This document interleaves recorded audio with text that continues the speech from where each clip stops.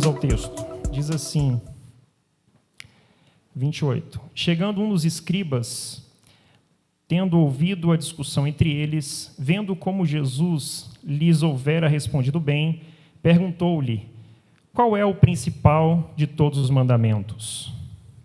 Respondeu Jesus: o principal é: ouve, ó Israel, o Senhor, nosso Deus, é o único Senhor.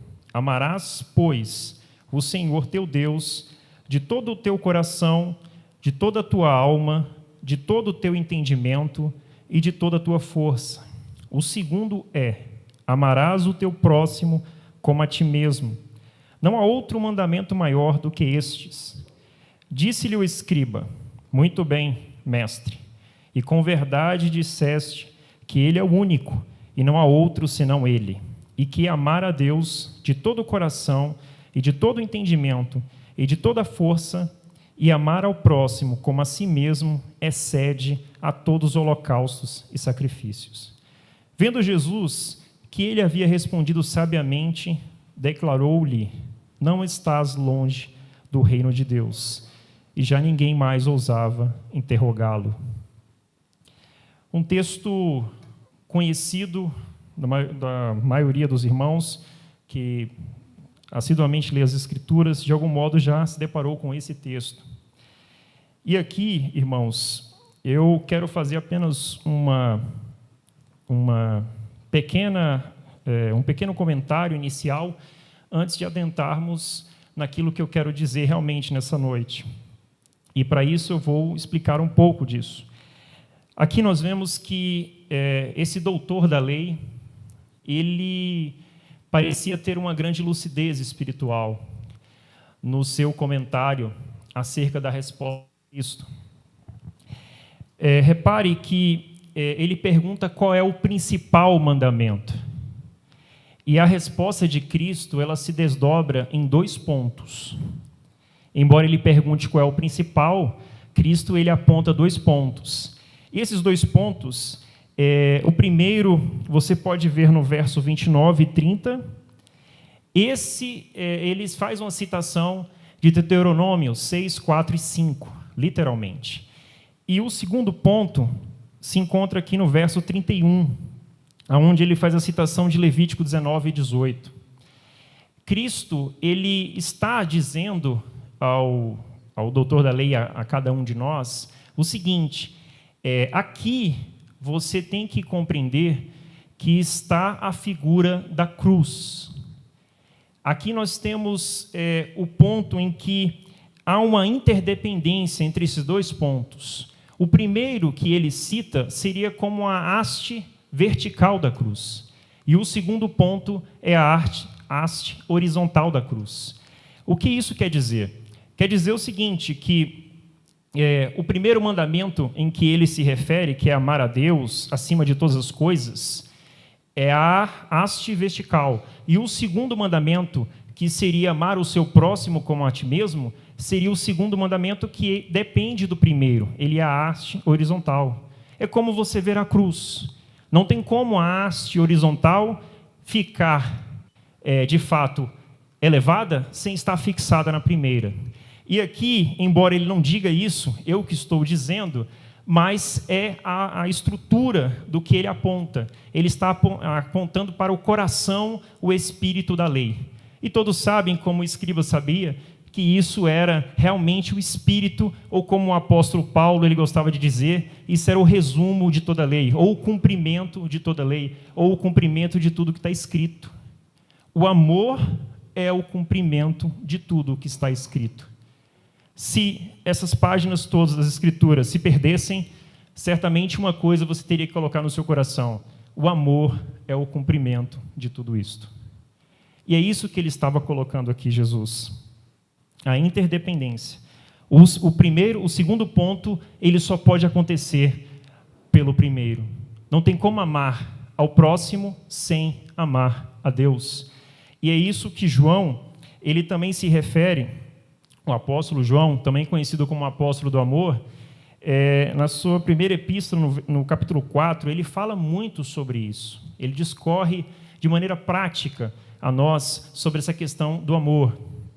E no verso 11 ele diz assim: amados, se Deus de tal maneira nos amou, devemos nós amar uns aos outros. Olha o que ele diz: se Deus de tal maneira nos amou, olha a implicação vertical, Deus nos amou, então devemos amar uns aos outros, a horizontalidade. E ele também, no mesmo capítulo, no verso 20 e 21, o apóstolo do amor diz assim: se alguém disser ama a Deus e odiar o seu irmão, é mentiroso, pois aquele que não ama seu irmão, a quem não vê, não pode amar a Deus. Aliás, aquele que não ama seu irmão, a quem vê, não pode amar a Deus, a quem não vê. E aqui o apóstolo está dizendo o seguinte, ele fala também no verso 12, de que ninguém jamais viu a Deus. Ele está querendo dizer que Deus, sendo invisível, porque Ele é Espírito e Ele é o próprio amor, Deus só pode ser amado no seu próximo. Então, amar o próximo é um desdobramento necessário e obrigatório do amor que nós temos com Deus. O relacionamento com Deus irá necessariamente nos levar o amor ao próximo. E é curioso que Jesus, ao perceber que aquele escriba tinha um pensamento, uma compreensão boa acerca do espírito da lei, ele diz assim para o escriba: não estás longe do reino de Deus. É a expressão que Jesus usa. E aqui não é uma questão de espaço temporal, como se o reino tivesse em algum local. Ele não está referindo isso, porque o próprio Jesus ele já ensinava, dizendo de que o reino de Deus está dentro de vós. Ele citou isso em outro lugar. E o próprio Jesus, ele, volta e meia, ele sempre falava sobre essa questão interior do homem. E isso me faz recordar o que o apóstolo Paulo disse em Romanos 10:8, quando ele diz assim: a palavra está perto de ti, na tua boca e no teu coração. A palavra da fé que pregamos. Essa palavra nós sabemos, no testemunho das Escrituras, de que é o próprio Cristo. E isso está vasto nas Escrituras, tanto que em João 1:1 cita isso, Hebreus 4:12, Apocalipse 19:13, ele é citado. Essa palavra, que é o próprio Cristo, também é o próprio reino. E aquele que, tem o reino dentro de si, mas o homem não consegue perceber que o reino está lá. É um reino perdido. É como um Éden que se perdeu. E ali, aqui naquele reino perdido, o homem, quando ele se desperta na sua consciência e ele percebe esse reino, então ele é como aquele homem que acha uma pérola preciosa no terreno do seu coração. E ali, aquele homem, ao dar o valor devido a este reino, ele relativiza tudo, inclusive as coisas que estão a ponto de si mesmo, o custo que terá em se tomar posse desse elemento precioso, que no caso seria Cristo. Então ele diz ao escriba: não estás longe do reino de Deus. E quando ele diz isso, é como se aquele escriba ele tivesse ali atravessando um rio Eufrates em direção à terra firme de Canaã, como está lá em Josué 24. Ele é como se ele ali estivesse atravessando as águas da ignorância em direção à terra firme daquilo que é perfeito. Como Hebreus 6:1 diz, que nós devemos deixar as doutrinas de Cristo, rudimentares, e prosseguir para aquilo que é perfeito, que é o próprio Cristo. Ali o escriba estava dando sinais de transição para aquilo que é perfeito. Tanto que ele diz assim: excede a todos os holocaustos e sacrifícios, que eram as pedagogias da lei. Ele estava compreendendo que o espírito da lei era amar a Deus e ao seu próximo.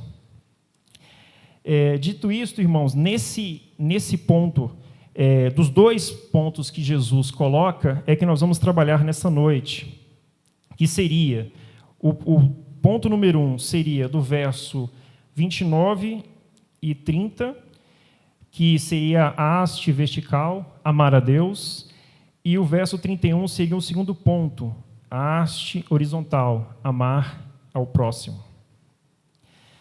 Bem, com relação à haste vertical, amar ao próximo, que Jesus diz assim: ouve, ó Israel, o Senhor nosso Deus é o único Senhor. Ele coloca: amarás, pois, o Senhor teu Deus de todo o teu coração, de toda a tua alma, de todo o teu entendimento e de toda a tua força. E Jesus aqui, ele começa dizendo: ouve. E aqui é um ponto interessante, quando ele fala ouve no imperativo e ao mesmo tempo ele cita que Deus é o único Senhor, nós temos que voltar lá no Gênesis para nós podermos entender por que ele está dizendo isso. Qual é a preocupação, qual é o intento de Cristo aqui em falar isso?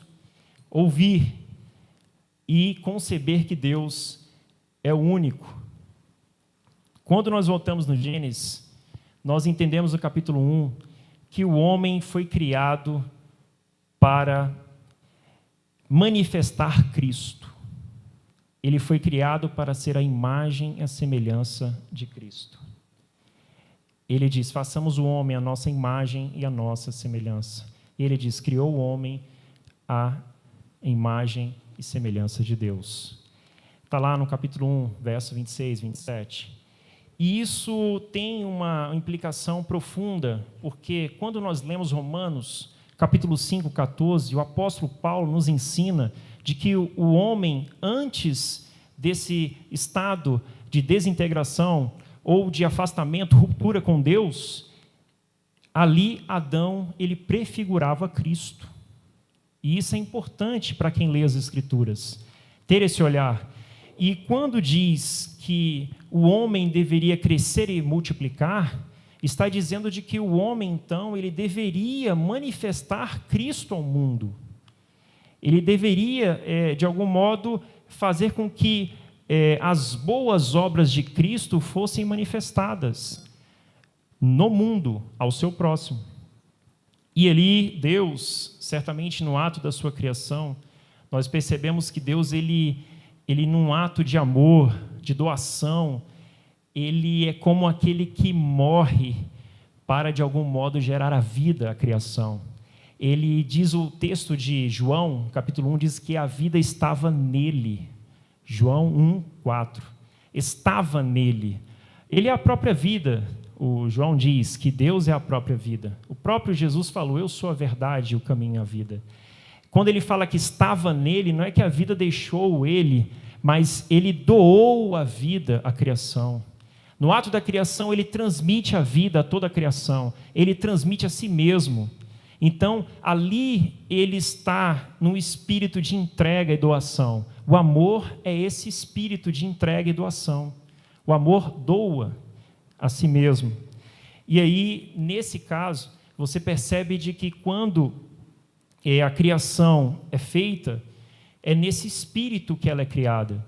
E nós vamos ver que ela também se mantém em Deus, pela sua graça, assim como ela é redimida pelo próprio Deus também, pela sua graça, nesse mesmo espírito. O homem, ele está ali no jardim, como é a figura de Gênesis. E nós sabemos de que antes houve uma queda cósmica do querubim, em que ele se tornou no estado de imperfeição, Lúcifer. Então, ali nós temos duas árvores no Gênesis. No capítulo 3 está descrito, como no capítulo 2 também fala sobre isso. O homem está diante de duas vozes. E ali está simbolizado por árvores. A árvore do conhecimento do bem e do mal e a árvore da vida. Uma dessas árvores, Deus disse que se ele comesse, ele certamente morreria. E aí nós temos que entender o significado dessas árvores e compreender que a graça de Deus e a advertência amorosa com relação a isso. Lá, a árvore, nós sabemos que ela tem um significado. Uma árvore, logicamente, ela dá fruto. Essa é a grande pedagogia. Então, ele está dizendo de que o homem iria se alimentar desse fruto. O homem, ele não tinha o conhecimento do bem e do mal, como diz Gênesis 3:22. O próprio Deus dizendo que quando o homem comeu, ele se tornou como um de nós, conhecedor do bem e do mal. Então, o homem estava num estado de inconsciência. Ele foi criado para ser como Cristo, a imagem de Cristo. Havia um processo de evolução até ele chegar até esse estado. E nesse processo haveria a ruptura do homem para com Deus. Quando o homem ele discerniu, ele obteve ali o conhecimento do bem e do mal, ele ali então, ao invés dele conhecer a Deus, que deveria ser o caminho dele, ele olha para si mesmo, ele olha para a criação, ele olha e percebe o seguinte: eu vou viver por mim mesmo, pelo meu próprio conhecimento. E isso gera o afastamento de Deus. Quando o homem ele adquire esse discernimento, ele deveria então caminhar nesse processo, só que passa então a ele a se afastar da casa do Pai, como ensina Jesus. Ali é um processo de afastamento de Deus. Por quê? Porque a árvore, o que a árvore do conhecimento do bem e do mal daria ao homem? A despeito de algumas pessoas ficarem pensando sobre o fruto, mas o próprio texto já responde, não é, Bispo Josué? O que a árvore do conhecimento dá?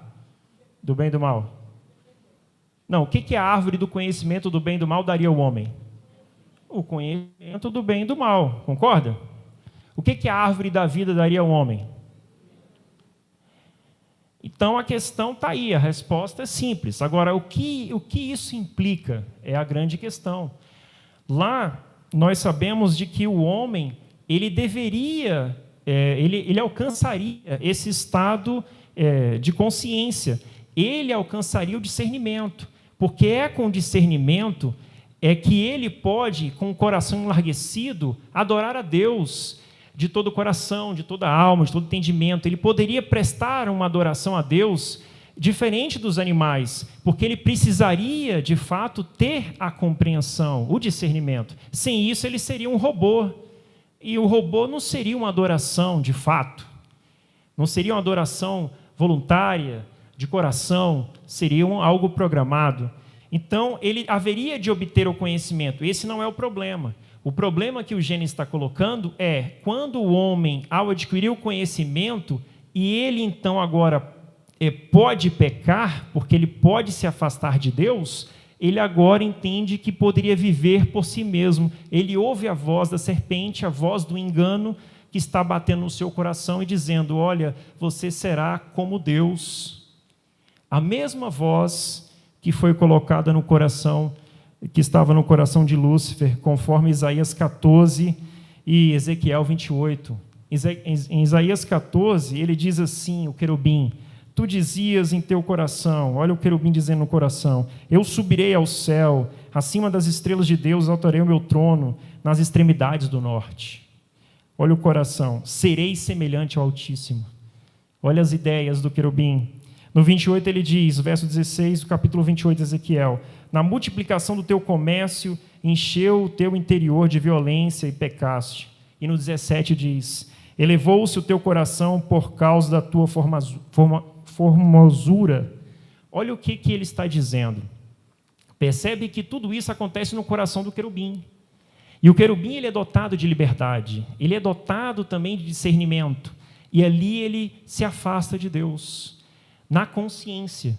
Porque, na verdade, no coração, enquanto ontologicamente, no seu ser, ninguém pode se afastar de Deus, porque Deus é a própria vida, que mantém, que faz mover, existir, como diz lá Paulo em Atos 17. Então, nesse processo, o homem ele tem uma ruptura com Deus, um afastamento na sua consciência, ele vive alheio a Deus. E nesse processo de afastamento, o homem ele precisa agora ouvir a Deus, ele precisa então conceber que há um único Deus e reconhecer no seu coração, porque a voz da serpente no jardim dizia: você será como Deus. E o que é o problema? É que nós, dentro de nós, surgiu o ego, uma máscara, da onde nos diz interiormente: você é como Deus. Você se coloca no lugar de Deus, porque ali nasceu a concupiscência dos olhos, a concupiscência da carne e a soberba da vida. E é esse sentimento que foi alinhado ao sentimento do maligno que faz com que o homem ele resista a colocar Deus no seu devido lugar. E aí o homem se coloca no lugar de Deus. E o egoísmo faz com que os homens vivam nessa base nos seus relacionamentos uns com os outros. E aí é necessário o homem voltar para Deus. É necessário o homem, então, ser redimido, resgatado por Deus. E aí nós vemos, então, Cristo. Aqui entra a questão de Cristo. Nesse mesmo espírito de abrir mão, de amor, de altruísmo, de doação, é que o Cordeiro, ele vem ao mundo. O Cordeiro que foi morto, ele vem e se manifesta no mundo. Ele vai até aquela cruz, ele vai até aquele madeiro, e ali ele vai levar o homem à morte. E nós sabemos do processo. Ele morre, ele é ressurreto, ele ascende ao Pai, ele é entronizado. O que Jesus, ali o Cristo encarnado, estava fazendo? Ele estava fazendo aquilo que diz o título dessa mensagem. Era o divino se expressando no humano.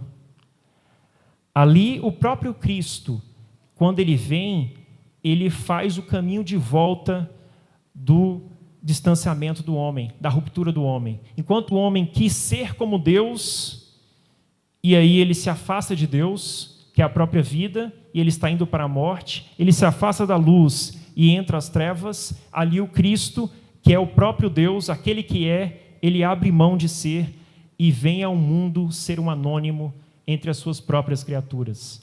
E aí ele vem no mundo andar como um peregrino, como um desconhecido, e aí ele vai ser zombado, insultado pelos homens, e ali ele vai sofrer e padecer todas as aflições que eu e você padecem neste mundo, e ali ele vai ser renegado, ali ele vai ser mal compreendido, e ali ele vai ser vendido pelos seus irmãos, e tudo acontece, e ele está caminhando aqui na terra.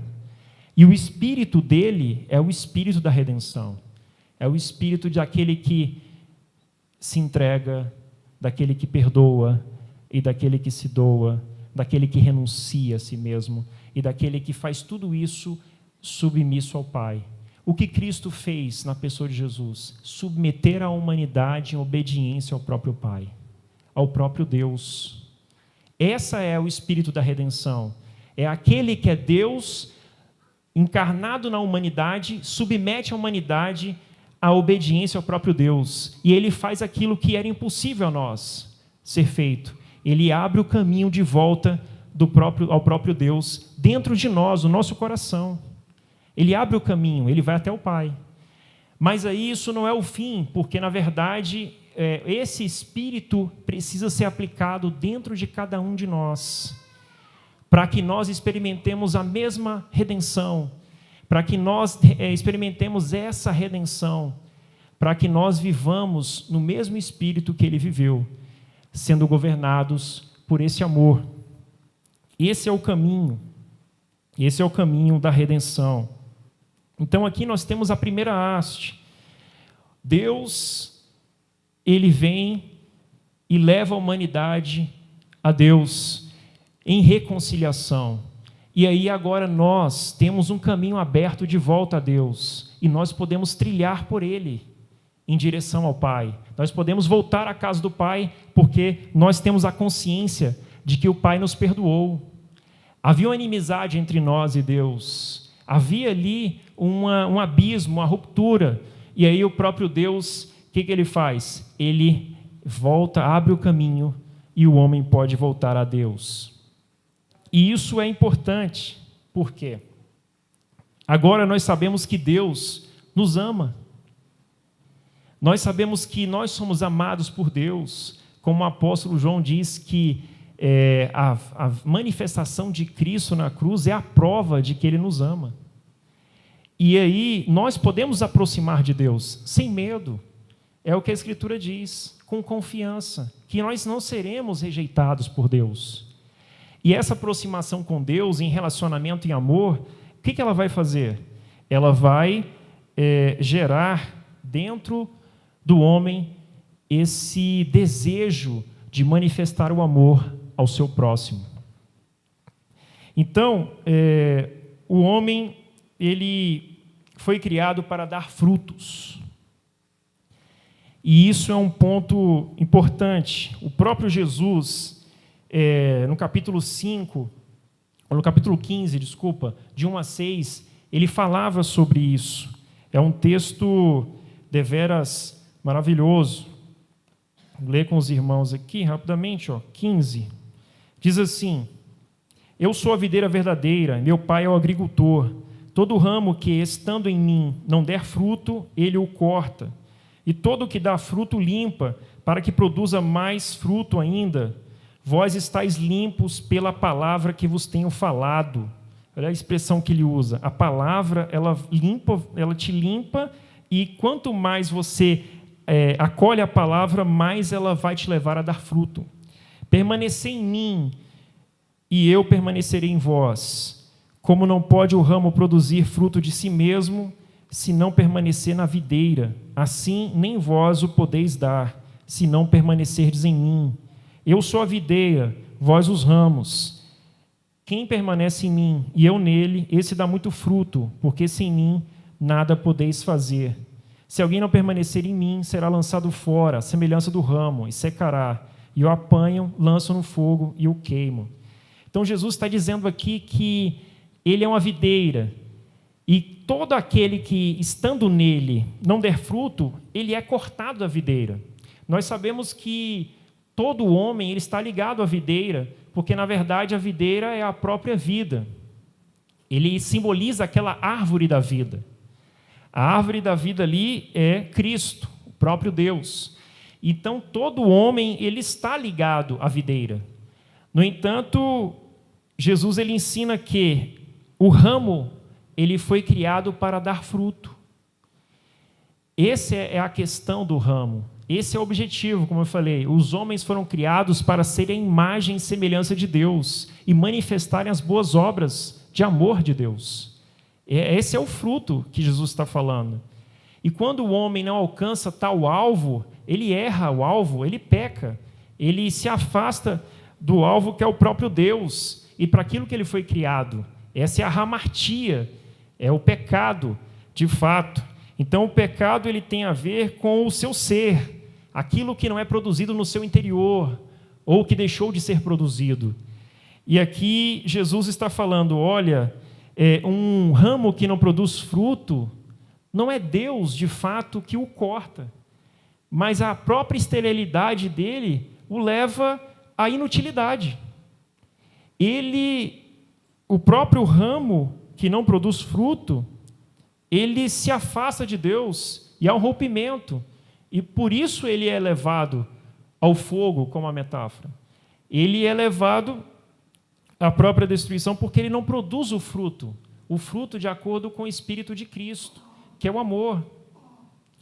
E quando nós olhamos esse texto, logo vem à mente o texto de Gênesis, quando o homem ele encontra-se ali no estado já de ruptura, distanciamento de Deus, quando ele peca, o que acontece? Diz o verso 7, que ele vai cose folhas de figueira e faz cintas para si. Ali você percebe o seguinte, se você olhar esse texto e olhar que Jesus também, certa vez, ele olhou para uma figueira que essa figueira não dava fruto, e ele diz assim, nunca jamais coma alguém fruto de ti. Percebe que a figueira que Jesus fala, que nunca daria fruto, né, ninguém comeria dela, era esperado que ela tivesse um fruto ali. As folhas da figueira, na fisiologia dessa árvore, Quando as folhas estão ali vistosas, o fruto ela precede aquelas folhas. Então, quem vê as folhas de figueira frondosas, bonitas ali, em tese era para ter um fruto esperado. Quando ele chega lá, ele não vê o fruto, ele vê só as folhas. Essas folhas de figueira, conforme lá se vê no Gênesis, é o quê? É a tentativa humana, ou a aparência humana, de querer substituir as boas obras de Cristo. E essas obras são feitas pelo ego humano, são feitas por si mesmo, na base do egoísmo. Então, o fruto é o que é esperado do homem. Deus criou o homem para que dê fruto. E nisso, nós podemos ver no verso 31, na haste horizontal, o fruto é o quê? É manifestar o amor ao próximo. Amar é o quê? É expressar o divino no humano. Quando se expressa o divino, o amor, no humano, ao seu próximo, você expressa Deus. Ali há, de fato, Deus sendo manifestado. Olha o que diz o verso 31. Amarás o teu próximo como a ti mesmo. E aqui, logo me vem a parábola do bom samaritano, que eu queria ler com os irmãos, em Lucas, capítulo 10, do verso 25 ao 37. Um texto muito conhecido, né? O 25 diz assim: Eis que certo homem, intérprete da lei, se levantou com o intuito de pôr Jesus à prova, e disse-lhe: Mestre, que farei para herdar a vida eterna? Olha a pergunta dele: o que farei para herdar a vida eterna? É uma pergunta prática. Então Jesus lhe perguntou: que está escrito na lei? Como interpretas? A isto ele respondeu: Amarás o Senhor teu Deus de todo o teu coração, e de toda a tua alma, e de todas as tuas forças, e de todo o teu entendimento, e amarás o teu próximo como a ti mesmo. Olha, é interessante que aqui o intérprete da lei, ele cita os dois textos, e ele amarra os dois textos como Jesus também o fez. Aquela cruz que eu tinha falado. Então, no verso 28, Jesus diz assim: Jesus lhes disse: respondeste corretamente, faze isto e viverás. Olha a expressão prática. Porque nós estamos falando sobre o amor, e a importância do amor, e tudo sobre o amor. Mas o amor, que é essa verticalidade, que é o próprio Deus, a gente encontra abundância de amor em Deus. Ele é um manancial. Lá está o amor. As virtudes todas de Deus estão dentro de nós. O reino de Deus está dentro de nós. O amor está dentro de nós. O amor nos foi dado quando nós fomos criados. O espírito humano foi formado e dentro dele o espírito de Cristo lá está. Então o amor está dentro de você. Agora, você, quando não percebe isso, de que isso é o próprio Deus dentro de você, você vai pegar para si a glória e o tributo que não é seu. Quando nós amamos alguém, isso é a manifestação de Deus ao outro, quando é por amor. Se vem de nós mesmos, certamente será o amor egoísta. Foi o que o próprio Jesus, o apóstolo Paulo disse, e o Josué leu aqui, capítulo 13 de 1 Coríntios, que dizia o quê? Você vê lá, você pode dar todos os seus bens aos pobres sem amor, e isso vale o quê? Vale alguma coisa? Nada, né, irmã Vera? Nada. Mas não foi você não deu tudo aos pobres? Deu. E o que vale? Vale você repartir com os pobres com amor. Amando, amando. É isso que vale. Você vê que é a linha tênue. Você pode fazer, não é o ato em si, é o seu coração, o ser, aquilo que está sendo produzido, gerado dentro do seu coração. É o que você faz para o outro porque você o ama. De fato, e não porque você quer alguma coisa para o seu próprio ego, satisfazer o seu ego, ainda que seja uma evolução, uma outra vida. Alguns acreditam que seria morar no céu, qualquer outra coisa. Tudo aquilo que o homem faz, voltado de algum modo ao aplauso para si mesmo, isso é do ego, isso não pode ser amor por amor, isso não é Deus, isso não procede de Deus. não é Deus, não dá glória a Deus, isso rouba a glória de Deus. E aqui ele fala, olha, faze isto e viverás. Olha a prática. Ele falou, é isso, você entendeu, é o amor, ame as pessoas. E a gente sabe que isso vai nos custar muita coisa. Mas ele disse, é isso, não tem muito o que a gente discutir, faze isto e viverás. Fazer isto é o quê? Manifestar amor ao próximo. O que é manifestar amor? É manifestar a vida eterna, manifestar Deus. E só manifesta amor, de fato, aquele que mergulha nas águas do reino de Deus, que é o puro amor. Você tem que mergulhar nas águas do reino de Deus. Você tem que se entregar para Deus. Você tem que admitir que é o próprio Deus que é o amor. E que só nele você pode amar. Então, nisso você vai poder amar as pessoas, quando você reconhecer isso no seu coração. Sem ele você não pode dar fruto. E aí Jesus diz, diz o verso 29, ele, porém, querendo justificar-se, perguntou, quem é o meu próximo? Essa pergunta dele, quem é o meu próximo, é uma pergunta assim um pouco capciosa.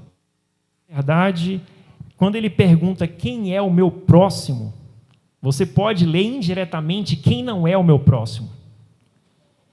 E aí, talvez ele queria saber quem é o próximo, na verdade, para saber quem não era o próximo, que ele não deveria amar. E aqui nós temos, o Jesus era maravilhoso, porque ele tinha a sacada perfeita de tudo.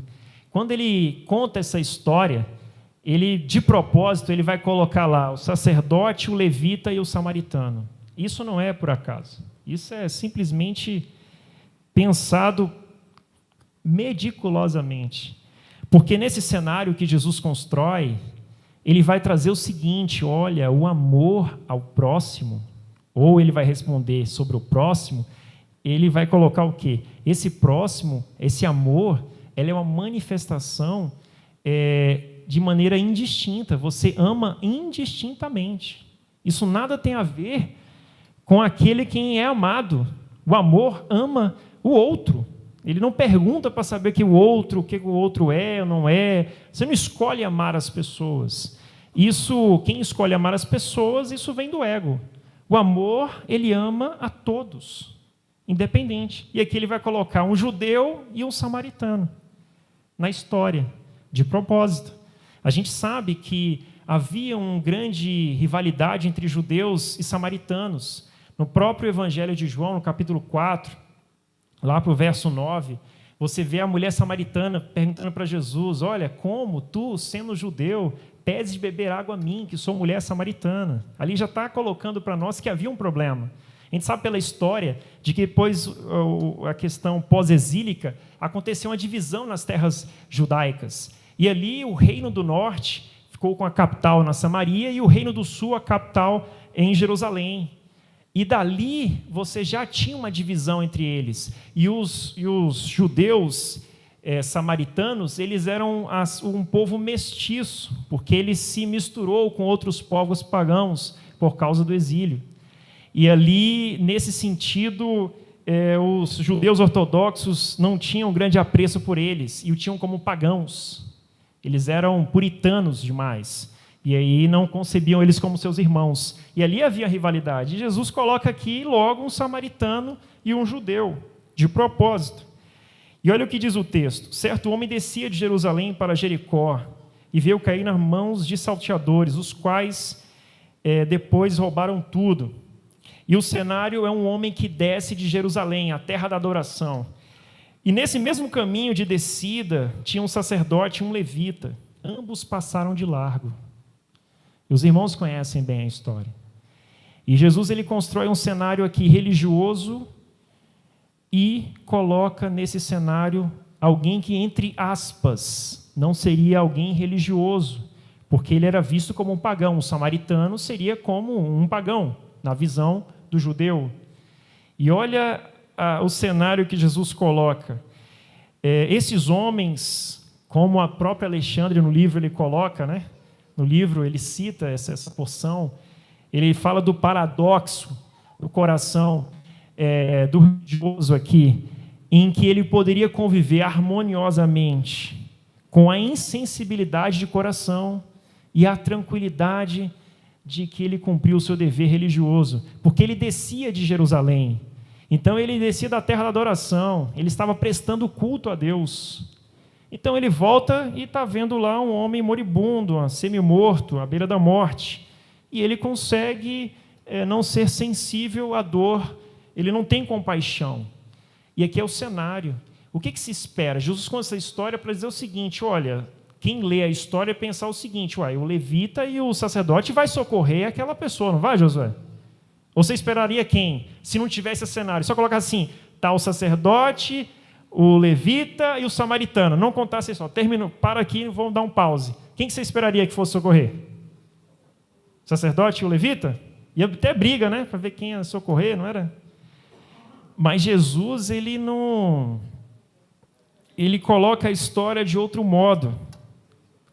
Ele diz o seguinte, certo samaritano seguia o seu caminho, passou-lhe perto, vendo-o, compadeceu dele. E aqui demonstra o grande amor e cuidado do samaritano, um amor divino. Aqui é o divino sendo expressado no humano. Que grande amor que jorrava de dentro do coração do samaritano. Aí a pergunta é, esse amor era dele próprio? Não. O que era esse amor? Deus. Mas Deus, na visão do judeu, seria Deus manifestando-se por meio do pagão? Não seria um judeu vendo a história? Como pode ser isso, Josué? E como poderia responder o intérprete da lei? Difícil responder isso, né? O amor sendo manifestado por um pagão? Mas, por aventura, o amor ele está preso a algum tipo de religião, será? Será que ele é próprio, ele é uma propriedade de algum tipo de círculo religioso? O amor seria isso? Não, né? O amor é livre, né? E quem abraçar o amor? Esse samaritano, entre aspas, a parte dos ritos sagrados do templo de Jerusalém, que era o local de fato do templo, a parte de todo o rito religioso, ele agiu conforme o espírito da lei. Aqui houve o cumprimento de tudo que foi escrito. Mesmo que ele não tenha citado nada, e sabe lá se ele sabia alguma coisa ou tudo daquilo ali. Mas o que isso importa de fato?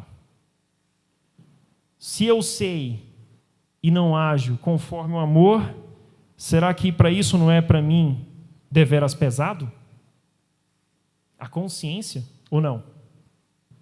Quem muito é dado, muito será cobrado, né? E aqui o samaritano usou de misericórdia. Fantástico. Ele aplica óleo e vinho para aliviar a dor, até chegar à hospedaria. Ele se preocupa com todos os detalhes com a dor do seu semelhante. E ele não sabia o nome, não sabia nada.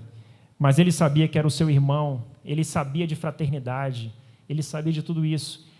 A questão religiosa não poderia impedi-lo de amar. Aí que os problemas religiosos criam uma barreira, porque ele poderia olhar e falar assim, peraí, segundo os livros dos samaritanos, eu não posso ajudar um judeu. Mas ele está precisando. Não, mas não pode. Se eu cumprir o rito da religião, ficarei satisfeito, todos os líderes vão ficar satisfeitos, todo mundo fica satisfeito, e aí eu digo, eu não poderia ajudar. Se fosse um samaritano, eu faria. Olha a que ponto que a gente chega, irmãos. Como que essas questões da religião, elas de fato criam barreiras dentro do coração, e aquilo que deveria ser feito não é feito, e aquilo que não deveria nem ser feito, porque não tem nada de espiritual, é feito, e aquilo a pessoa acaba se perdendo do foco, do alvo, que é dar fruto para Deus. Então, irmãos, o que diz aqui? No final ele coloca, qual dos três parece ter sido o próximo do homem? E aí o intérprete da lei fala, o que usou de misericórdia para com ele. Então lhes disse, vai e procede tu de igual modo. Ele responde, conforme o verso 28, fazes isto e viverás. E ele tudo está respondendo isso o quê? Herdar a vida eterna. A resposta dele, a vida eterna é o quê? É o amor que vai sendo gerado dentro de nós, que vai fluindo dentro de nós e que vai se manifestando como rios de vida para o seu próximo. Essa é a vida eterna.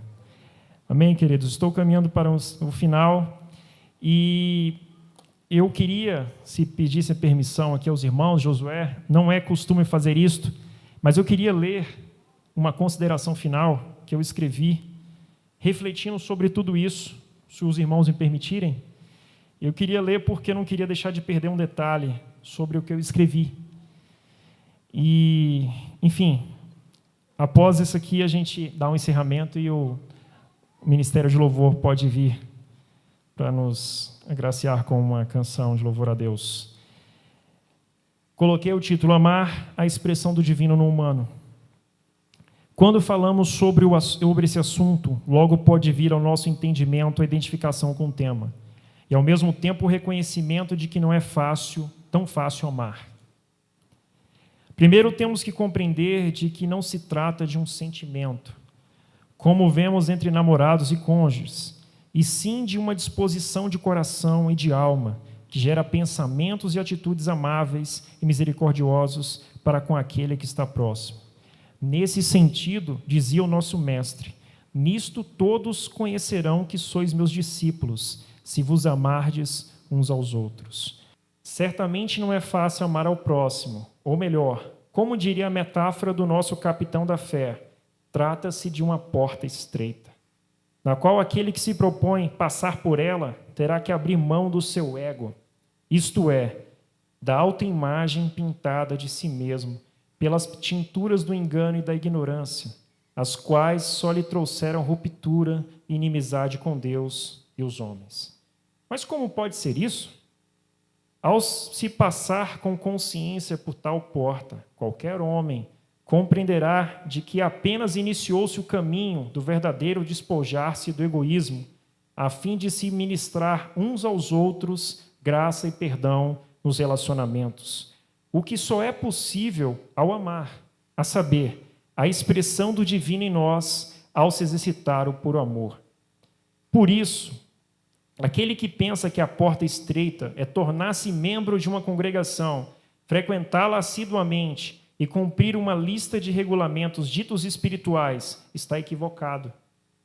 Isto o ego pode oferecer de si para si mesmo. Trata-se de algo excelso e sublime, que lhe custará tudo.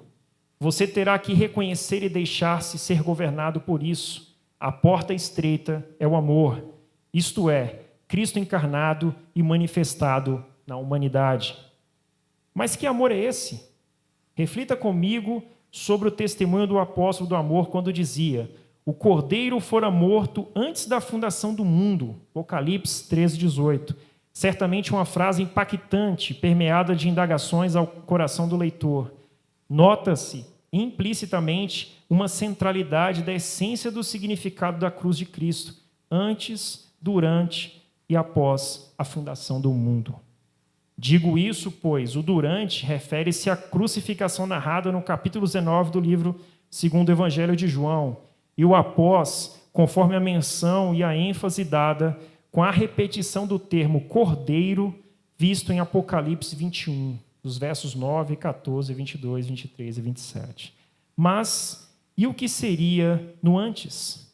Mas o que seria essa morte e o seu significado? Trata-se da essência do amor gracioso e doador, que doa a si mesmo para gerar a criação, tal qual uma semente que precisa morrer, espécie de cruz, para que se produza o fruto pelo germinar da vida, o fluir da doação. E com isso a criação fora gerada nessa atmosfera única de graça e amor, ou seja, o Cristo é o cordeiro que se entrega como quem morre, para que da sua morte proceda a própria vida para a criação. A doação da vida é o morrer para si mesmo, ou o morrer para si mesmo é a doação da vida. Nesse aspecto, o ter sido imolado fala desse espírito de entrega, resignação e doação do amor que gera, sustenta, redime toda a criação. Por isso, quando lemos e vemos os evangelhos esse espírito de altruísmo de Cristo, encarnado na humanidade, Jesus, devemos compreender que estamos diante da manifestação temporal e terrena do divino amor, o qual se consumou em seu ápice na cruz do Calvário. Eis aí a prova histórica e material do amor eterno que transcende o tempo. Nesse sentido, o amor não é somente a porta estreita, mas também um caminho em que devemos andar nesse processo de retorno à casa do Pai. Assim como o pecado consiste no afastamento do Pai na consciência, que fora iludida pela ideia do pseudo-independência, implicando no devaneio do trilhar a estrada do egoísmo, também a redenção é o alinhamento ontológico, ou a aproximação do filho perdido à consciência crística, à mente de Cristo, numa espécie de retorno gradual à casa do Pai, implicando na sobriedade do trilhar a estrada do egoísmo, a qual o próprio Cristo encarnado abriu em nossa consciência humana, quando submeteu-se ao Pai em obediência durante seu tempo de peregrinação. E como filhos perdidos que caíram em si, em arrependimento, e puderam discernir que foram e estão sendo reconciliados, nós agora podemos nos aproximar desse Pai amoroso com confiança em relacionamento. Desse modo, podemos desfrutar da bênção da gratidão, do amor e do perdão, manifestando-as ao próximo na forma de serviço em humildade, reconhecendo assim a grandeza da graça, da fraternidade e paternidade universal, sempre à medida que nos livramos dessa inimizade na consciência, o ego, a cada dia, a qual nos impede de enxergarmos o nosso próximo como nosso irmão e o próprio Deus como nosso Pai. Eis aí o amoroso convite divino. Alguém poderia perguntar, mas qual convite foi feito? Eu não entendi. Pense em Deus respondendo, o chamamento. Una-se à morte do meu filho unigênito e desfrute da graça de sua ressurreição. Esse deve ser o nosso alvo, desejo e caminhar cotidiano por meio da fé. Amém, irmãos?